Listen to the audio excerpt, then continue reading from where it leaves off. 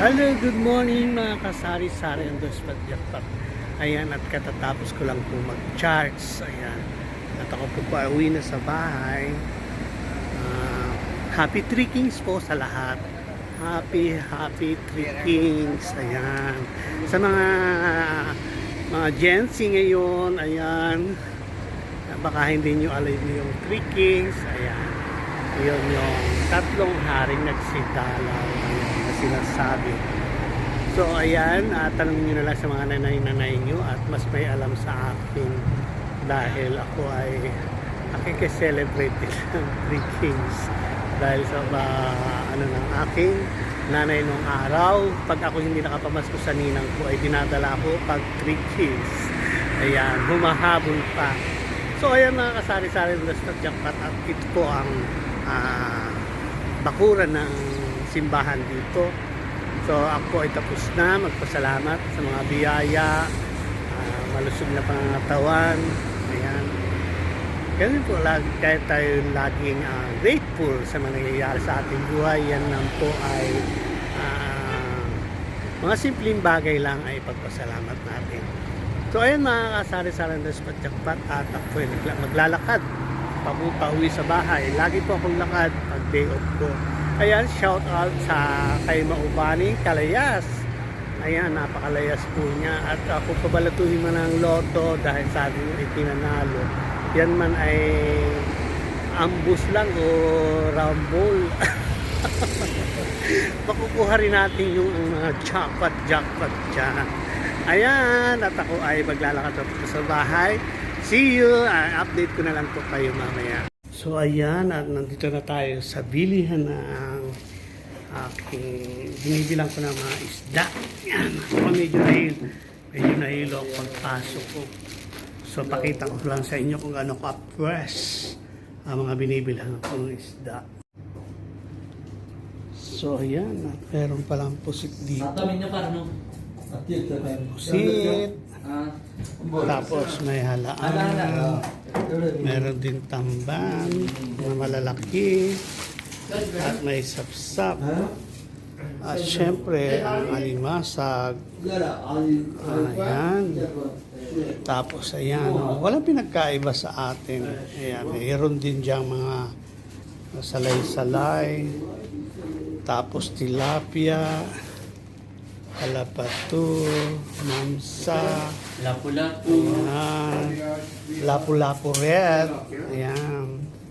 Bibiling ko lapu-lapu red. Tapos may giant fish dito. Ayan. Tapos itong torsilyo, batig. Tapos may shari. Shari malalaki, shari maliliit. O, diba? Napakamura ng mga bilihin dito. Hi! Hi! Hi! Hello mga kasari-sari on Dospat-Jakpat. Ayan, nandito na po ako sa bahay at ako ay nakapamalengke na gaya nga ng sabi ko sa inyo kanina. Pero ngayon po, kakadating ko lang at ako'y pawis-pawisan. Parang nahilo ako pagkadating. Nabigla ako sa pagpasok ko sa bahay. So ngayon po, ang gagawin ko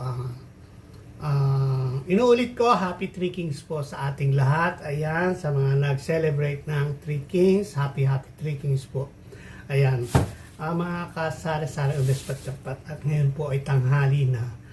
Bago ako maglaba, ay kakain muna ako ng almusal.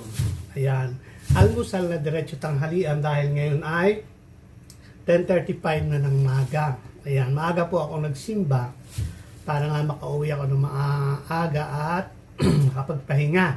Pag day off, kailangan natin ng pahinga. Dahil 1 week tayo lagi nagtatrabaho, maaga gumigising. Ayan. So, ang ulamin ko po ngayon ay gigisa ko lang ang ampalaya. Ito po yung ampalayang India. Ito po yung doble ampait. Ayan. So, bumili ako ng 2 piraso. Fresh po yan. At yan po ay maganda sa ating health. So, sa mga hindi kumakain dyan ng ampalaya, shout out. Ayan. Dati ayaw na ayaw ko din yan. Ang pinipili ko lang ay itlog. Pero ngayon ay paborito ko na. So, ayan, papakita ko po sa inyo yung aking pinamili. Ito po ay gigisa ko lang sa hipon na maliliit. Nakabili po ako ng hipon maliliit, fresh. Tapos babatihan ko siya ng itlog. Ayan. So yun lang ang aking ulam. Para sa mga nagme-maintenance ng gamot, ayan, maggulay-gulay po tayo. Wag lagi tayong cholesterol. So pakikita ko sa inyo yung aking mga binili good for 1 week kong ulam. So ayan, dito tayo sa kusina. Ayan, ang aking nabiling lapu-lapu wrap. Ayan, press na press po yan. O, kita mo, may contact lens pa siya. Tapos, ito pong nabili ko na, ano to? Ayan, o, di po ba, press na press din. Makikita nyo, napakaganda ng kulay. Tapos, ito yung ihahalo ko sa ampalaya. Ito po ay, yung, ano ba to? Hipon na maliliit. Ayan, napakaganda po nito. O, fresh na fresh. Makikita nyo, may mga dahon-dahon pa. Tapos, nakabili rin ako dito ng pusit. Ito po pusit. O, makikita nyo rin ang sariwang pusit. Ayan. Tapos, ito yung inuna ko ng isa lang para ilagay ko sa fridge. Ayan. Ang halo-halo lang po sa gulay. So, ayan ang nabili ko. At tayo ay magluluto. Hindi, nakita nyo ang lapu-lapu. Ayan. Tayo ay nalagyan ng mga baunan. Ayan. So, ayan. At atin na gagayatin ang ating ampalaya. Minsan-minsan po ay kakain tayo ng gulay para sa maganda nating health. Ayan. So, ganyan lang ang gagawin ko.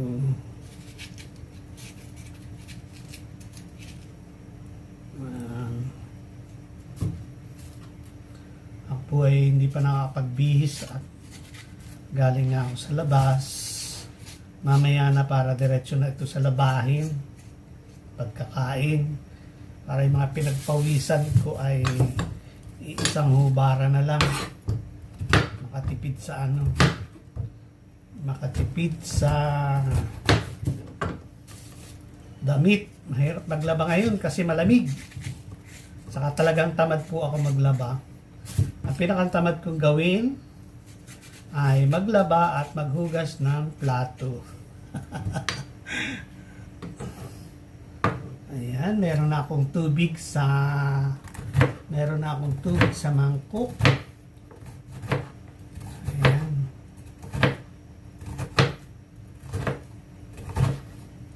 So, update ko na lang kayo mamaya. Masyado kayo mainit. So, ayan. Tapos na tayo maglagay ng maggayat ng ating ampalaya. Ayan. Papatak lang sa tubig. Ayan. Hindi natin lalamasin. Kailangan natin ng pait. Mawawala yung mabisa sa mga diabetic. So, ito na ating ingredients. Bawang at sibuyas lang. Hindi ko nilagyan ng tomato kasi naasim yung ating ampalaya. Yung iba naglalagay pero ako gusto ko wala. Tapos itong fresh na maliliit na hipon. Tapos 2 itlog. Ayan. Siyempre babatiin natin ang 2 itlog. Ang itlog kasi binabati bago ilagay sa ampalaya.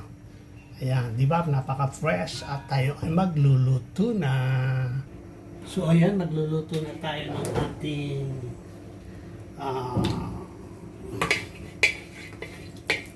ampalaya. Ginisang ampalaya. Ayan. Lagyan na natin ang sibuyas. Ayan.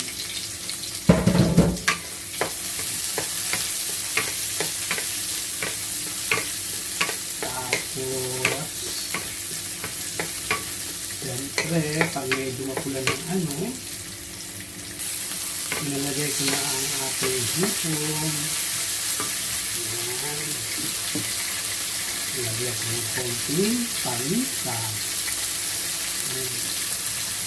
Patsambahan po yan. Hindi ko po binalatan ng hipon kasi mas gusto ko yung binabalatan bago kainin. Ayan. Ayoko na yung balat na tapos kakainin. Gusto ko yung binabalatan pa siya. Tapos ilagay na natin ang ating ampalaya. Ayan. Napakabilis po ng aking simpleng pagluluto. Napaka-presko at yan ay hindi natin hahaluin. Papasilawan lang. So ayan, update ko kayo mamaya. Lagyan ko ng konting salt. So yan, update ko kayo. Tingnan natin yung niluluto natin. Ampalaya.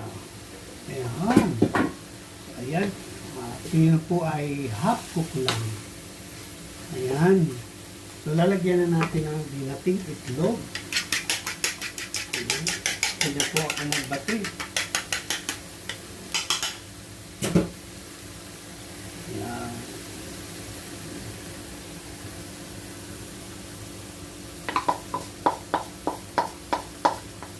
Saidi natin kasi sayang naman.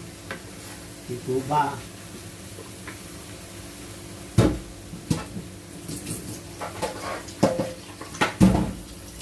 Haluin na natin para yung itlog humalo sa ating ampalaya. Ganyan lang po ang aking proseso ng pagluluto ng ampalaya. Sa iba po ay sobrang aarte. Pero yan po ay sapat na sa akin. Ayan. So, patayin na natin ang apoy at pwede na po siya. Palayan natin. So, ayan. At tayo kakain na. Ayan. Di po ba? Ayan po ang aking breakfast tanghalian. Sarap-sarap. At saka mainit pa siya. Tapos, mayroon ako dito. So, kain po tayo mga kasari-sari on the spot jackpot. At ako ay maglalaban na. Tikman ko muna yung palaya. Kung anong lasa. Ayan. Pasensya na po.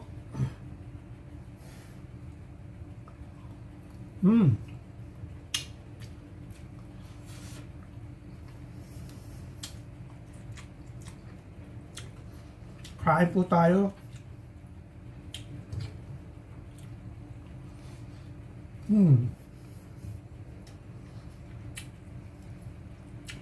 Sarap po. Happy tricking. Ayan.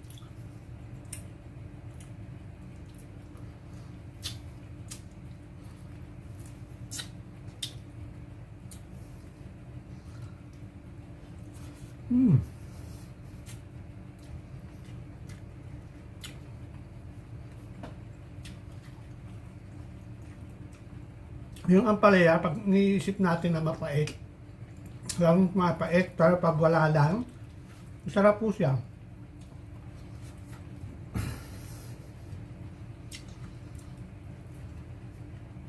Ayan, mga kasari-sari on the spot jackpot. Enjoy ko lang po ang food. Maraming salamat at may pagkain na naman tayo. Ayan, sana po'y kumain na rin kayo ng tanghalian.